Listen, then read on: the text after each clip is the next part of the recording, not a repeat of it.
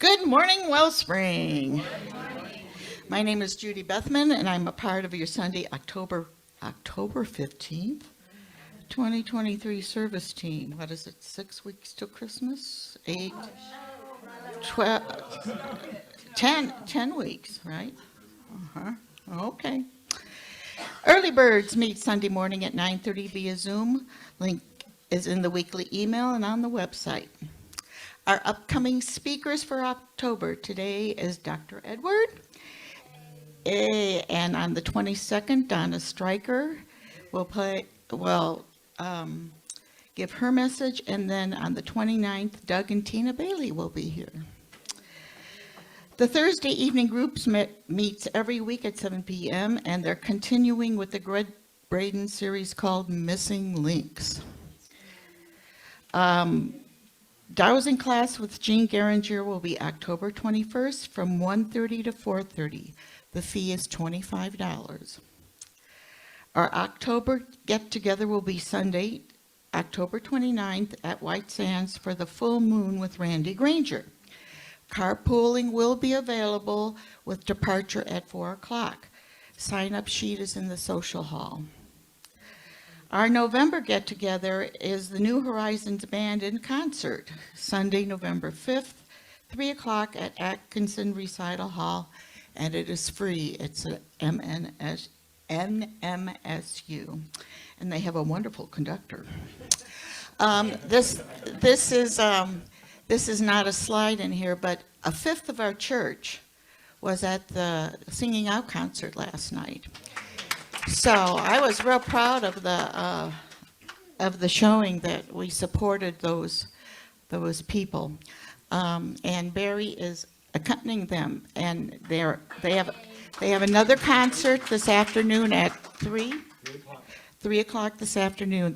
The cost is $12. So if you want to go and have a good time, and maybe win the raffle. It's at CSL. Okay. On Sunday, November 12th, we'll celebrate Birthday Sunday with a luncheon following service. We also invite and welcome anyone who wishes to join the church to contact Edward. The Board of Trustees met last Wednesday night, and we have dispersed our tithes for the following. $300 to Casa de Peregrinos, whose mission is to end hunger while providing mobile pantries and resources that build strong, diverse, and inclusive relationships and partnerships within the community. We also gave $300 to La Casa in support of domestic violence in our community. And we gave $145 to the Animal Companions of Las Cruces in their efforts to bring emergency vet care service here in Las Cruces. Currently, animal parents have to take their animals to El Paso on the weekends for emergencies. So this is a real need here. And lastly, our prayer team remains ready to serve and support you. You may submit a request via our webpage or give it to Edward. Our prayer team meets virtually on Tuesday afternoon at 4:15 to pray with you. Please consider sitting in your quiet space during that time. We know we are one in spirit, and the energy of prayer knows no limits.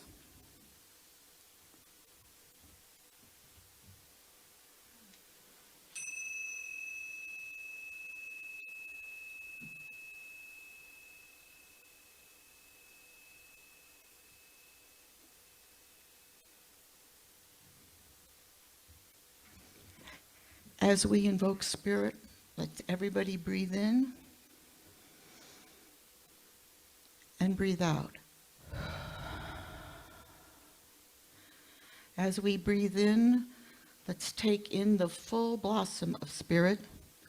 And as we breathe out, let us release all the cares and worries of the past week in our lives. Breathe in. Breathe out. Oh, great Spirit, Mother, Father, God, we rejoice in the fact that you are continually present in our lives.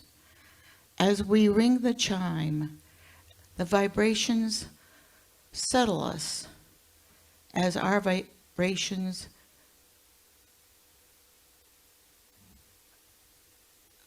I don't know the word I want.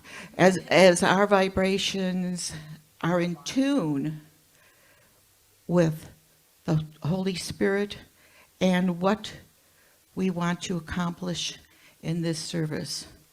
The community that we share, the ties that we bring, the love that is ever present. We are thankful, and we place this in the law of mind, and we know that so it is. So it is. All right. Everybody stand and let's sing our song of joy, Down in My Heart.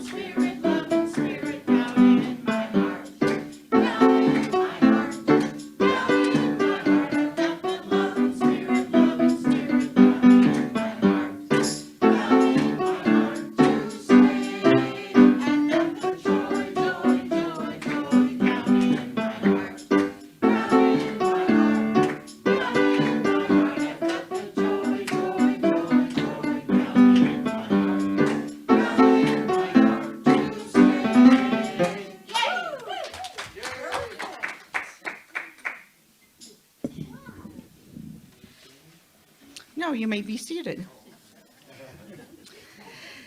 At this time, let us recite our vision, our mission, and our affirmation. Our vision: to elevate spiritual consciousness in our world.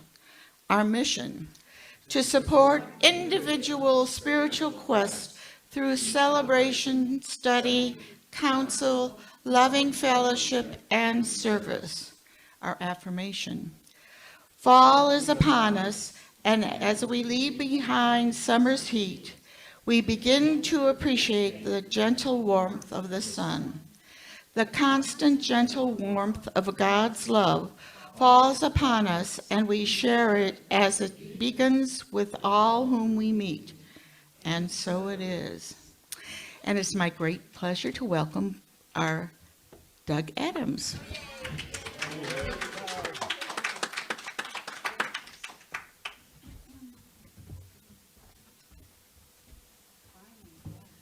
Well, I thought of a song for this morning. It's called Beulah Land. Beulah Land is, I guess, another word for heaven. And I learned the song from listening to a recording by Mississippi John Hurt. And he, interesting story. Some folk enthusiasts found recordings. This is long ago, maybe in the 50s, maybe even before that. Probably in the 50s, maybe in the 60s. I don't know. Long time ago. Back long time ago. They found these recordings, obscure recordings in a city, New York, Chicago, I don't know. But they found the recordings, and it was Mississippi John Hurt. And on one of they couldn't find out who he was or where he was from or anything about him, except for in one of the songs, he said, "I'm going back to Avalon."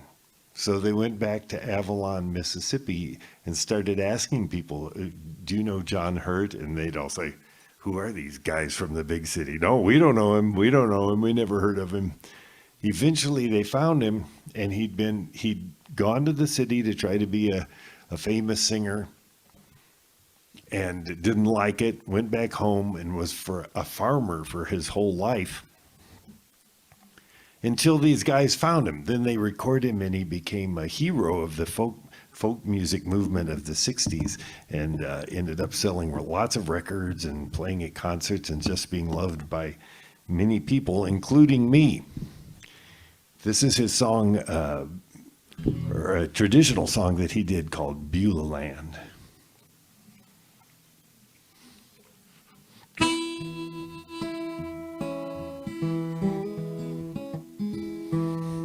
I got a home in Beulah Land, way beyond the sun.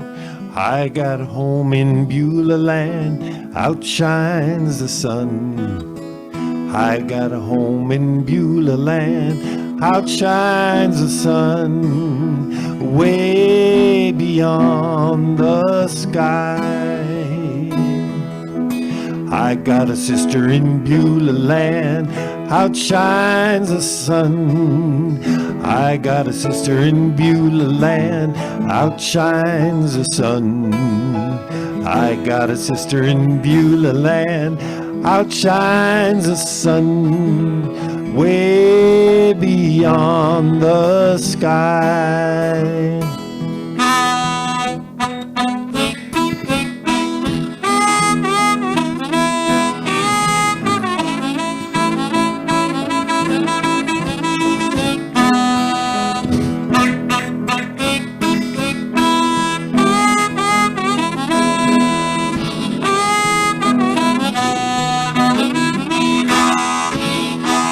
Well, I'm gonna sing this little line, then you sing, outshines the sun. Then I'll sing this little line just like that. You sing, outshines the sun. Then I sing, outshines the sun. Everybody, way beyond the sky. I found heaven in my heart, outshines the sun. Well, I found heaven in my heart, outshines the sun. I found heaven in my heart, outshines the sun, way beyond the sky. Come on, go to Beulah Land, outshines the sun. Well, come on and go to Beulah Land, outshines the sun. Well, come on and go to Beulah Land, outshines the sun, way beyond the sky. I found in Beulah Land, outshines the sun. Well, I got a father in the Beulah Land, outshines the sun. I got a brother in the Beulah Land, outshines the sun, way beyond the sky.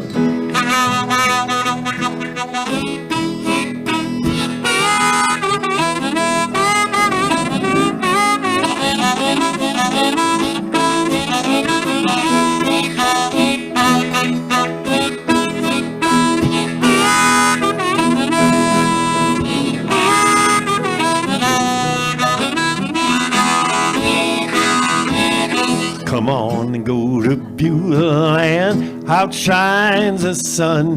Well, come on and go to Beulah Land, outshines the sun. Come on and go to Beulah Land, outshines the sun, way beyond the sky.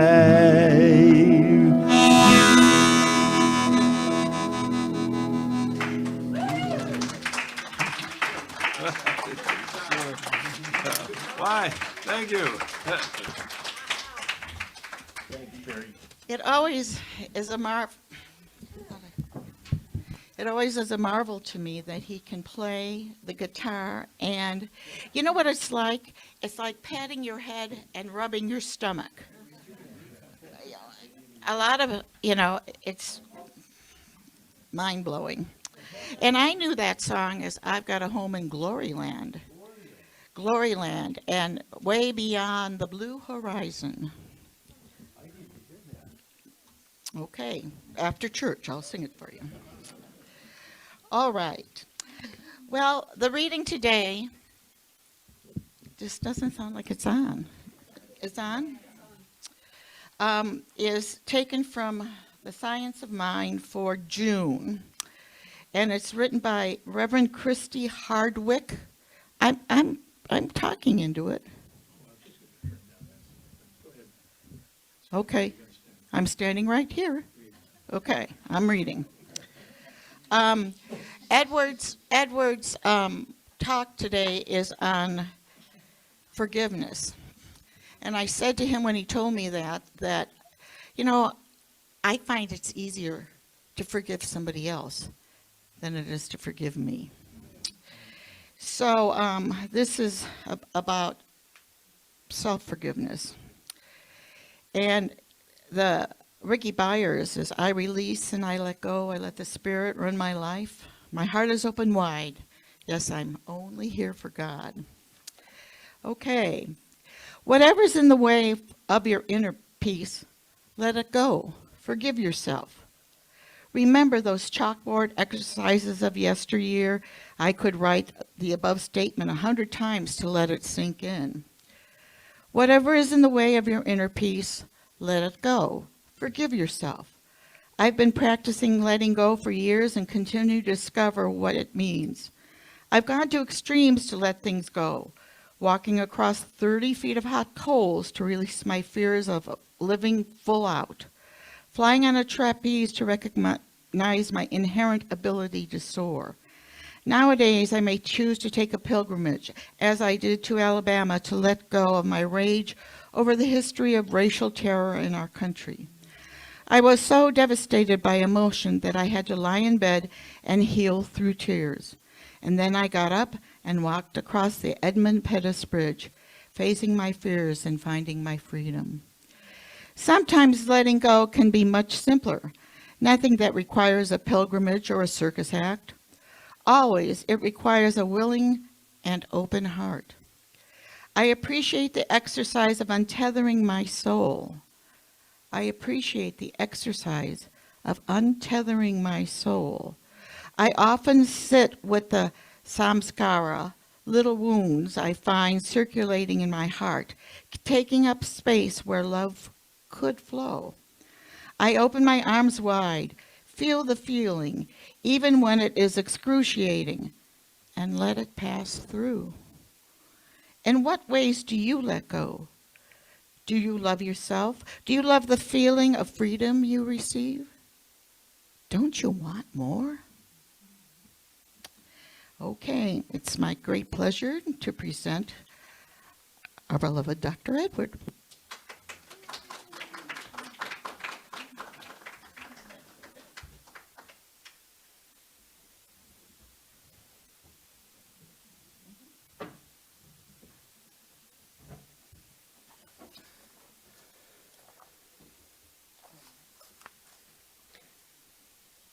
Well, that was a well-chosen reading. Thank you, Judy.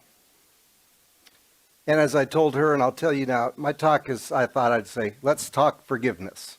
Let's see what we got going on here from my perspective. And, you know, it's kind of a complex but very important concept.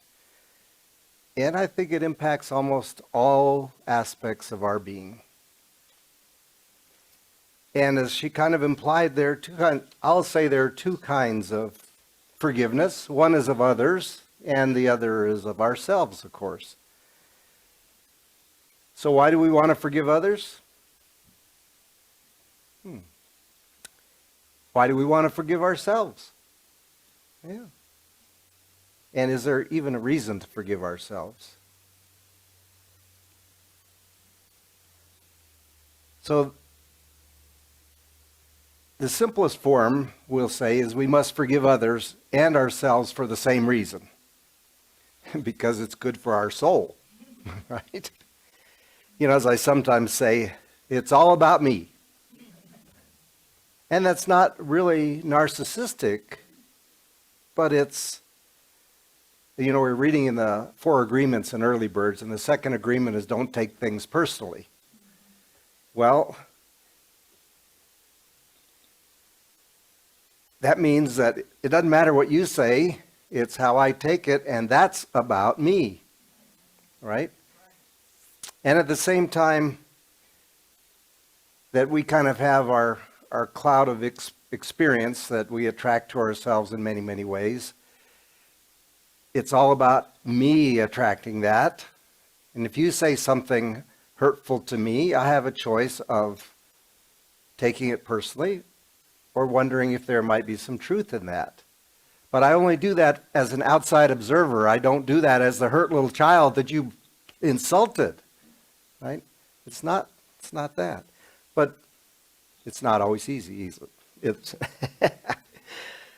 So I heard it said the other day that forgiveness begins in the heart and then moves to the head. But I also think that sometimes the head has to prime the heart. Because, the language we use, the oral language that we use, is kind of head to head, intellect to intellect. And so as we try to describe something, it's very hard to describe the feeling of love, but we can talk about the feeling of love and many, many other things as well. So I thought I'd kind of take this sort of a 2 or 3 step process, and I'm going to first talk about forgiving others. And I want to begin with a couple of Bible quotes. And I did go look up the Aramaic for this. And those who have these numbers at the tip of their tongue, this is Matthew 18, 21 and 22. And it said, "Then Peter drew near to him and said unto him, My Lord, how many times should I forgive? If my brother does me wrong, should I forgive him up to 7 times? And Yeshua said to him, I don't say unto you up to 7, but rather up to 70 times 7 and 7. And from Colossians 3:13, and be forbearing one unto another, and forgiving each other. And if there is a man having a complaint concerning his friend, as the Anointed One forgave you, thus also you must forgive." We hear cases of victims, let's get this right. Someone's child, friend, family member has been murdered, and they forgive the murderer. I know that's probably difficult to do, but somehow they found a way to do that. And it wasn't because they condoned that behavior, was it? It was because they didn't want to live with the anger and the resentment any longer, such as the reading was talking about. And reading from Holmes, and I have Holmes in electronic format, so I can do nice searches and print it out, so I don't have to hold the book and so forth. But it says, the teachings of Jesus, this is from the book, The Thing Called You, This Thing Called You. The teaching of Jesus was that the universe is made up of love and law. God is love. Love is givingness. Love is also forgivingness. There is a law of cause and effect which automatically compels human, to reap what they sow. One day he ceases to sow error, or the day he ceases to sow error, he will begin to reap truth. When he stops sowing hate, he will reap love. When he stops sowing unforgiveness, he will be forgiven.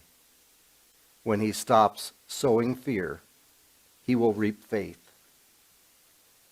There is no mystery here. Simple, direct statements of cause and effect. The inevitable necessity of good finally overcoming evil. The glorious concept that the kingdom of God in all its wonder and beauty exists externally, changelessly waiting your recognition. And a little later he says, you are starting out on a great adventure, a wonderful journey. You are guided by love, inspired by truth, and your future will be what you make it. And then I found it in Living the Science of Mind as well. It said, we all are human beings, and we all have made mistakes. We all carry an unconscious burden of guilt, and we all need a sense of being forgiven. One of the most revealing things in the new science of mind is our need to feel that we are right with God, with life, and with each other. We know that a continuous state of resentment can produce many types of physical disease. This does not mean just diseases of the imagination. It means diseases that the imagination creates in the body through psychosomatic relationships or relations between the mind and the body. A continuous state of resentment against others can badly affect the digestive system. It can produce many forms of physical irritation. Yes. There we go. It can cramp our whole style of living and block the spontaneous flow of enthusiasm, without which there is very little joy in life. Much of our inability to forgive others comes from a deep-seated inferiority complex. Often our antagonistic attitude towards others rises from a need within our own minds to be relieved of our unconscious sense of self-condemnation, as though we have a burden of guilt within our minds that we can hardly bear. And so we project it to others just for the relief it gives ourselves. So I might ask you, how do we know if we're projecting it to others? Well, I thought, here's a key. If we use the words, they should, that's a pretty obvious one. You know, like they should be doing this, they should be pulling their weight, they should, okay? But, you know, we're new thought thinkers and speakers. We've heard that you shouldn't say they should, right? So we said, we kind of softened it a little bit. I wish they would. Same diff, guys. And we're reading the Four Agreements, and it talks about gossip. It says, gossip is also a way of trying to make ourselves, it doesn't say this, this is my paraphrasing. Gossip is also a way of trying to make ourselves feel better. And it's just kind of like judgment in disguise in many respects. And the old pointing your finger at somebody else, right? Got four pointing back, you know. And Byron Katie, and I talk about her a lot, you know, her book, Loving What Is, she has an exercise, and you can actually get this online. It's called Judge Your Neighbor Worksheet. It says, oh, here's just some examples. We're trying to help you understand perhaps how you're judging your neighbor. So you need to think of this recurring stressful situation that your neighbor is doing that pisses you off. It says, okay, in this situation, who angers, confuses, saddens, or in this anger, who angers, confuses, saddens, or disappoints you, and why? And you say, I am, put your emotion in here, with, put their name in here, because, and there's only 2 lines here in the sheet, but you can use more if you need to. You can go to a separate paper. As an example, I am angry, emotion, with Paul because he doesn't listen to me. And then you go, in this situation, how do you want them to change? What do you want them to do? And since Paul is the brunt of our love here, I want Paul to see he is wrong. I want him to stop lying to me. I want him to see that he is killing himself. See, we're trying to be new thought here. That's not good for him. He needs to stop it, right? And in this situation, what advice would you offer them? And again, as new thoughters, we have lots of advice, right? So,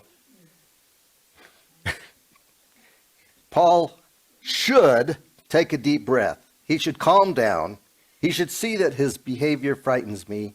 He should know that being right is not worth another heart attack. See, I'm loving and caring toward Paul, right? And then, of course, it goes on. In order for you to be happy in this situation, what do you need them to think? What do you think of them in the situation? Make a list. Again, only two pages or lines here. What about this situation that you don't ever want to experience again? All right, so I'll leave that. Like I say, you can get it online. Just check Byron Katie.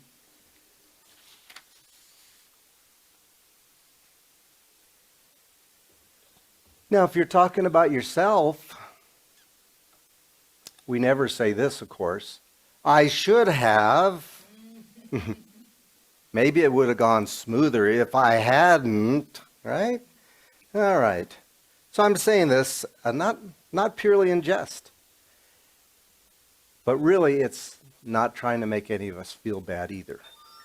I'm sorry. Is that me? Yeah, No, okay. I turned it off. I don't know what it's doing. I'm going to take it outside. Well, you could just, I don't know what should she have done?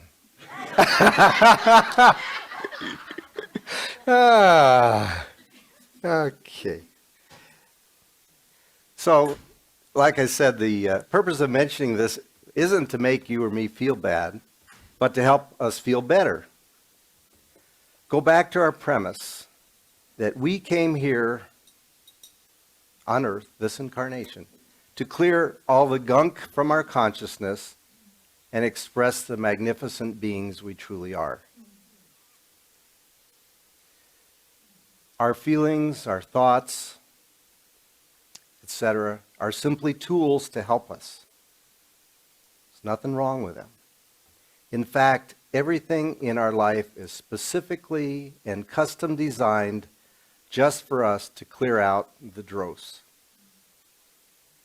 Everything. And I would say it this way as well. Nothing that happens in my universe is meant to punish me.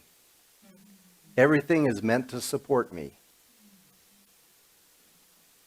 It is the one saying to each and every one of us, come closer, my beloved. Come closer. And as Doug spoke about or sang about, talked about my sister brighter than the sun, myself brighter than the sun. Yes. And you've heard me use a windshield analogy about this, right? The dirty windshield. If you think of yourself as this brother or sister that's brighter than the sun, as Doug was saying, there's a floodlight or a lighthouse of love. Love is what you are, and it's your sole purpose for being on this planet, is to learn to extend your love to all you meet, and to be a pure, unblocked beacon of love. And just like the windshield or the glass in front of the lighthouse, you might get some bugs on there. Our goal is to wipe those off so that we can be the shining beacon and outshine the sun. And we do know, just as a side, that anything that's in our windshield is kind of distorting the view that we have of the world as well. But there's nothing about that that's trying to make you feel bad. But of course, we kind of segue into this. We can't talk about forgiving others without touching on this difficult topic of forgiving ourselves. We talk about comparing ourselves with other people, and we see their outside and we compare it with our inside, And the same thing about forgiving. You know, it's kind of like, well, it's easy for you to talk about self-forgiveness. I mean, you got it wired up. You're doing okay. But man, if you knew what was inside me, you'd realize it's an impossible job to forgive myself. It's never occurred to us to say that out loud, but that's kind of where we walk from, isn't it? Because you don't know what I've done. Yeah. And so just as I said, how do you know when you need to forgive someone else? What are some clues about what we might need to forgive ourselves? And probably the easiest and most blatant one, shall we say, is guilt. That's an easy one. If you feel guilty about something, you got a little love work to do. A little love work. So I want to go to Holmes' Creative Mind and Success. The person who is to succeed will never let his mind dwell on past mistakes. He will forgive the past in his life and in the lives of other people. If he makes a mistake, he will at once forgive it. He will know that so long as he desires any good, there is nowhere in the universe anything that opposes him. God does not damn him or anything. Human damns everyone and everything. Let's analyze our past actions a little. And this is kind of what I meant when I used the word the phrase to have the head prime the heart, to lead the heart. You know, when we did all these things, we were younger, more foolish, more daring, you know, following the crowd, submitting to peer pressure, drunk, stoned, sober, doesn't matter. And I'm sure you can think of a whole lot of reasons as to why you might have done what you did in the past. But the real point is, if you knew then what you knew now, chances are you wouldn't have done that, right? So you're not the same person who did that. So forgive yourself and forgive your past mistakes, but forgive your past self. You know? Because that isn't you now, and you won't do it again. So just forgive yourself and let it go. And release the energy you've got tied up in it. You know, I always think about this anger and resentment toward others and how much you got this wad of energy that's just spent being resentful of others, and not so much, but still of ourselves. If you release that, I always put it this way. Somebody say, oh, you know, that person, they cheated me. Money, you know, I lost $1,000 and I'm going to, you know, all that. I said, look, if you get rid of that resentment, you're going to have all that energy to recover that $1,000 and more. Or you can think of it as, if you're a very creative person, it's all that stuff that's making it more difficult to be creative. So you let go of that and you let your creativity shine. It's all about our energy budget, what we choose to spend it on. And then, of course, we've talked about this before, the Ho'oponopono Hawaiian song. I'm sorry, please forgive me. Thank you, I love you. Yeah, again, easy to use that on others. Harder to use it on ourselves.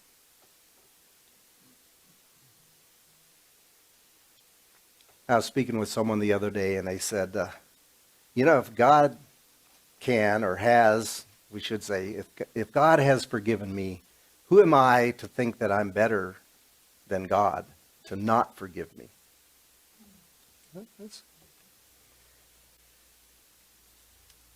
From my experience, I can't think of a more powerful tool than self-forgiveness. So we've kind of been in the head here, and I'd like to do a little exercise on self-forgiveness with us. So maybe we can bring it to the heart. So I want you to think, there are two things I want you to think about. But we're going to start with thinking about a very loving situation. I know we have a lot of pet owners. When you look at your pet, it brings forth, I see you hugging yourself there, it brings forth this sense of unconditional love, right? And let's think about that so-and-so down on the corner that flipped you off when you were walking by or driving by, or something else that you would like to forgive, someone who you feel, somebody done me wrong, so yeah. Okay, so we got two things here. So I want you to think of this person, because we're going to do some exercise with respect to that sense and the ability to forgive that. So let's come back to this feeling of love, unconditional love for our pet or another person, whatever it happens to be. Let's just bring ourselves there, and we want to feel that. We don't want to think that, we want to feel it. Let's feel our mind is actually focused on our heart. We're feeling that love. Oh, it feels so good. Oh, it just makes me want to hug myself. Kind of gives me the shivers, this feeling of love that we have. Okay, so just hold that. Now maybe from the side, bring forth slowly bring it into this field of love that you feel. Just slowly bring it in. Focus on the love that's enveloping you and swarming over that person or that situation. Oh, don't think about anything but that love. If you have difficulty, then focus back on the love. And now bring that a little closer. Bring it into this beautiful bubble of love that's yours, your feeling, your creation. And just let that situation or that person sit within that field. And you see that situation being filled with love and light. It's just overwhelming any of the other feelings that might have been associated with that. And what you see is that darkness is now dissolving. It's becoming gray. Oh, it's becoming white. That situation is becoming filled with a brilliance that is greater than the sun.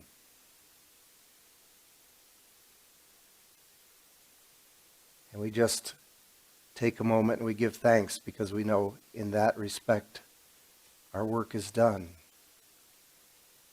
But let's just stay in this feeling of love, and we can let that situation just come away from us. And maybe you're feeling like holding your pet in your arms or whatever it is.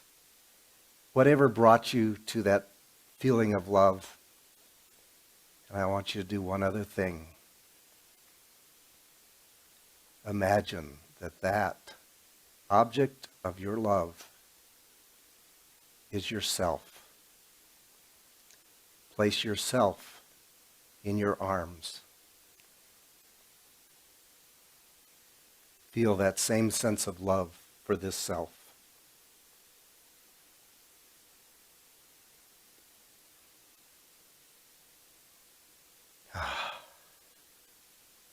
You can let go any of those feelings of judgment and criticism and guilt. Now's the perfect time. Just let it fly and see in its place this magnificent light, this love that is brighter than the sun.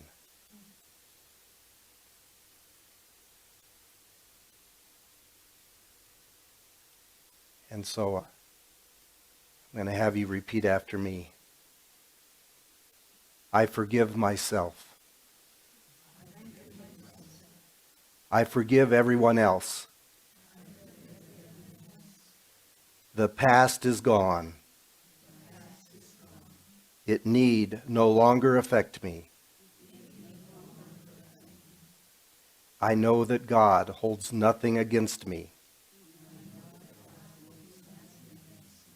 And if I have done anything to hurt others, or they have done anything to hurt me,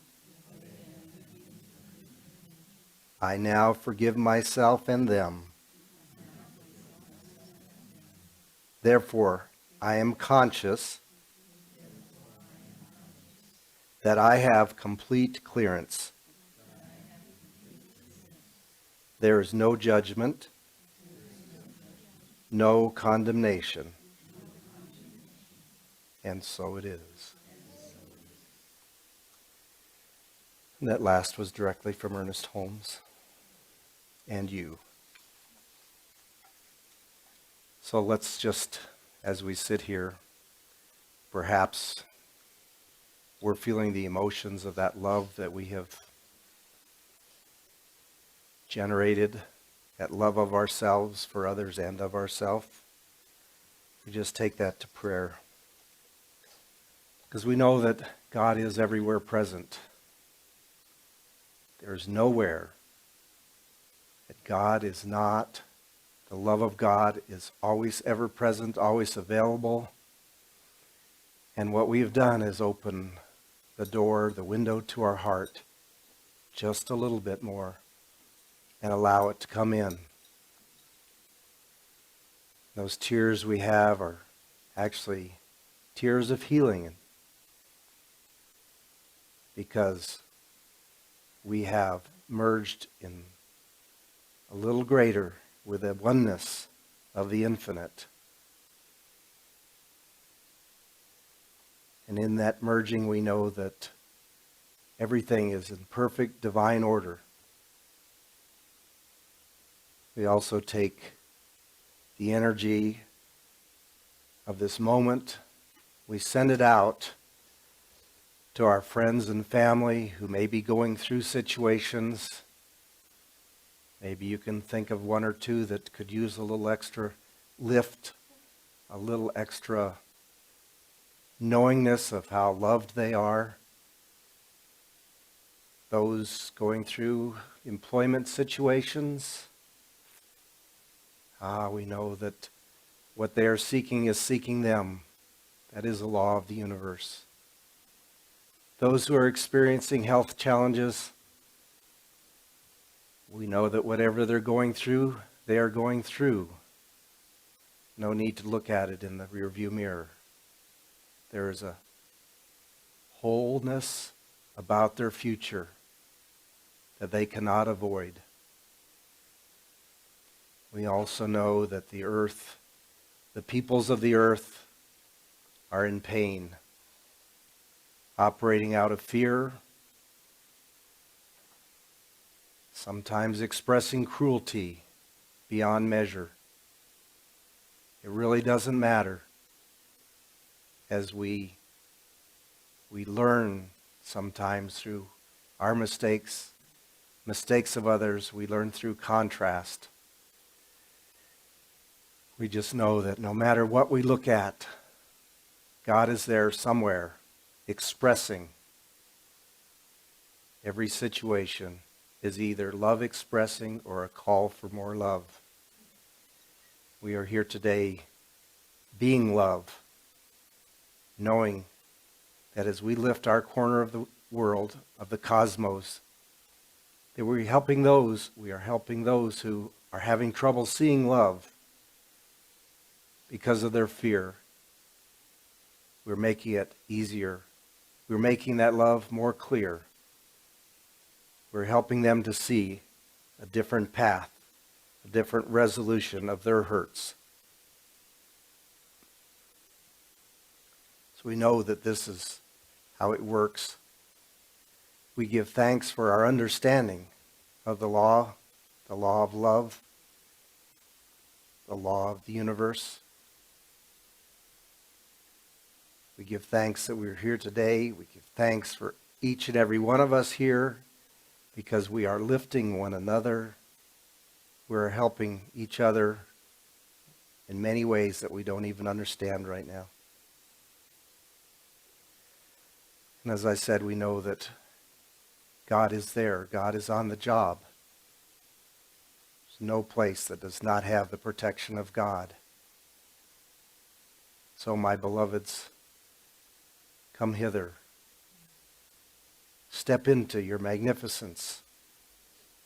Be that bright light that is stronger than the sky, that is brighter than the sun. And we give thanks and say together, and so it is.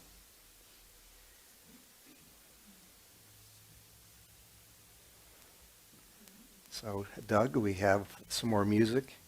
And I might say, I just love it the way he and Barry do it together.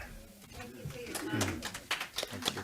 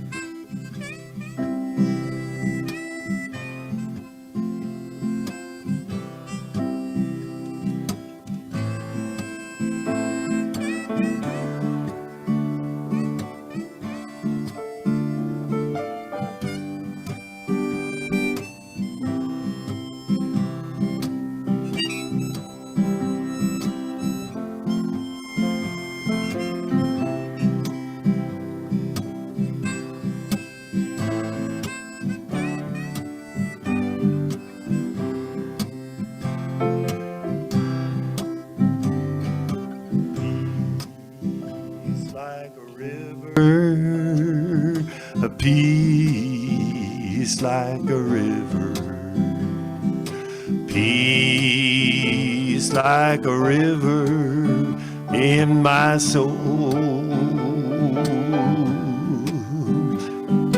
peace like a river, peace like a river, a peace like a river in my soul.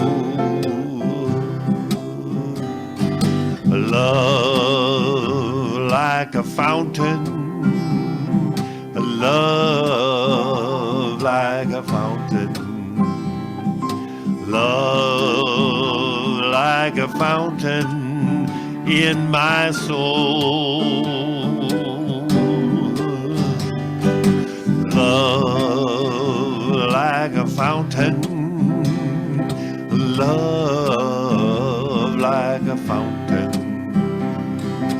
love like a fountain in my soul.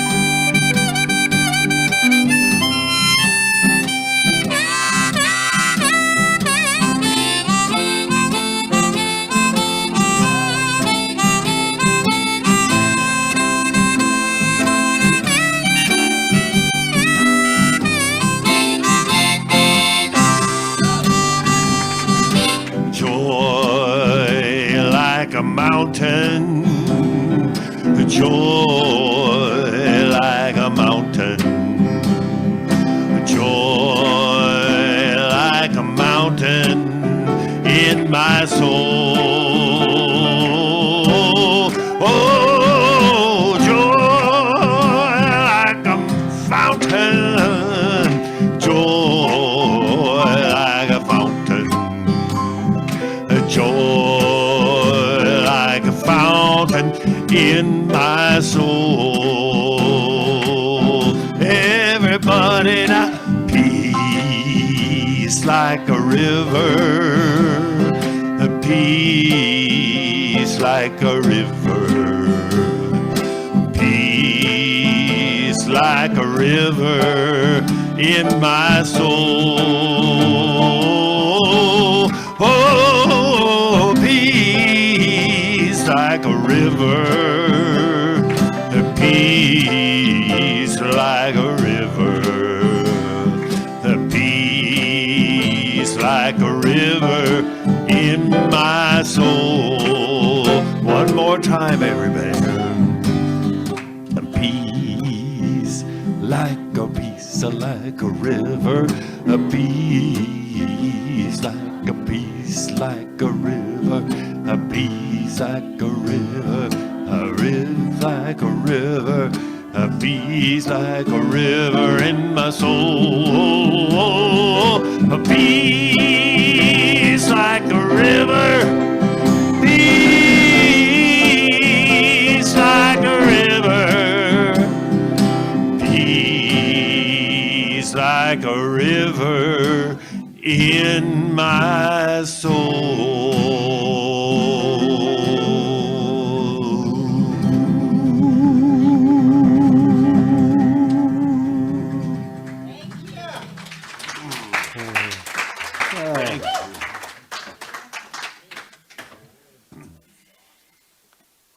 So, Judy, would you mind passing the collection basket?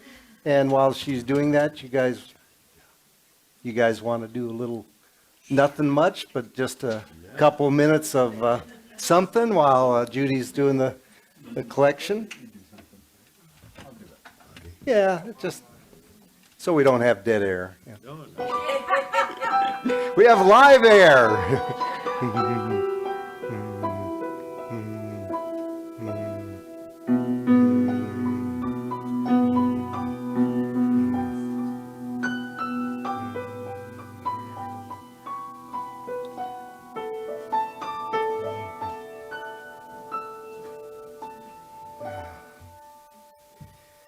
Oh, thank you. Thank you, Barry, too. Judy, thank you for being of service. We just see this collection basket of visible evidence of our belief in abundance. I believe in abundance for myself, for this community. We give thanks for the support, for the infrastructure, our speakers, our singers.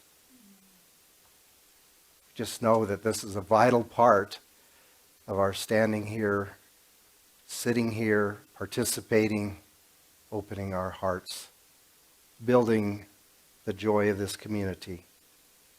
So we see this basket full to overflowing with all of our gifts, either in the form of money or service, doesn't matter. Giving gifts. We are all for giving. So it is. Thank you, Judy. And thank you, Judy, for being our platform assistant today. And there are folks in the back here who've been operating the camera and the sound system and sharing screens. Thank you all for that. To Jim and Edwin and Brenda. Thank you for that. And we thank you all for joining us in Zoom land as well. And lastly, those of you who are here, please join us in the social hall after the meeting and have some goodies and coffee and conversation, so forth. Now, please stand if you're able to read with me the benediction. And before we start the peace song after that, I have something I want to say. Spirit in the midst of us is mighty. Joy, peace, and eternal life are our true nature and flow through us into the world, and so it is. So if you could bring up the words for the peace song. Thank you. You notice the normal version of the peace song, it says, "Let there be." This was rewritten by Sam many years ago to "now there is," putting it all in the present affirmative tense. and especially in this time right now. There are a couple other places where his hand can be seen, but really, it is all affirmative now. Thank you.